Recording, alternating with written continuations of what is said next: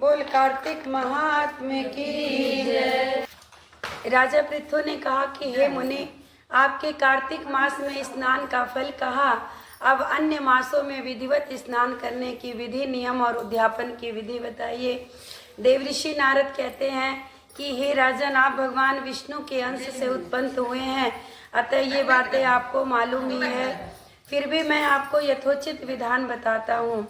अश्विन मास में शुक्ल पक्ष की एकादशी से कार्तिक मास का ये जो व्रत है, ये नियम पूरा करना चाहिए। और कहते हैं एकादशी से ही नियम है कि ब्रह्म मुहूर्त में उठिए और जल का पात्र लेके गांव से बाहर पूर्व या उत्तर दिशा में जाएं।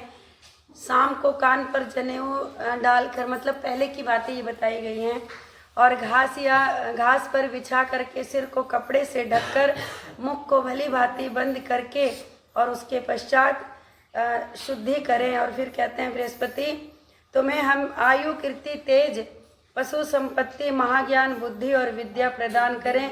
ऐसा कह करके फिर दातुन को करना चाहिए। और कहते हैं कि नारद जी ने कहा कि राजा पृथु, हे राजन, एक बार भगवान से पूछा कि प्रभु आप सबसे अधिक कहाँ रहते हैं। ये सुनकर भगवान ने कहा कि नारद, मैं बैकुंठ अथवा योगियों के हृदय में नहीं रहता, अपितु जहाँ मेरे भक्त मेरे नाम का कीर्तन करते हैं मैं वहीं पे रहता हूँ।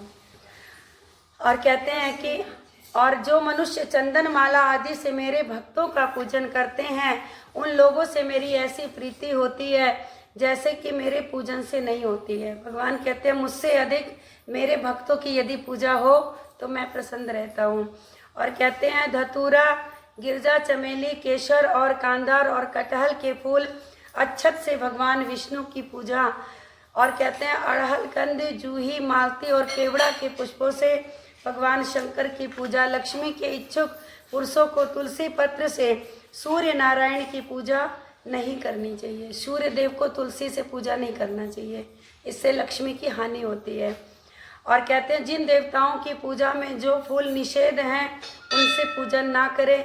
पूजन समाप्त होने के पश्चात भगवान से जरूर क्षमा प्रार्थना करें और बोले कि हे सर्वेश्वर, हे देव, मेरे पास ना तो मंत्र है, ना क्रिया है, ना भक्ति है, मैं सब चीज़ से हीन हूँ।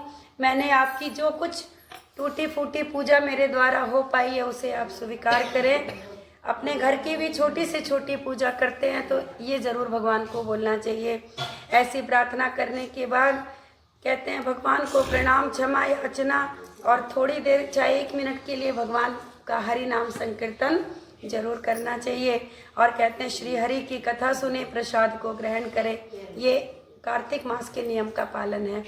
और कहते हैं इस तरह बताई हुई विधि के अनुसार जो मनुष्य कार्तिक व्रत का अनुष्ठान करते हैं वो संसार के सभी भोगों को भोगते हुए अंत में मुक्ति को प्राप्त करते हैं। बोल कार्तिक महात्म्य की श्री। ओ भज मन नारायण नारायण नारायण, लक्ष्मी नारायण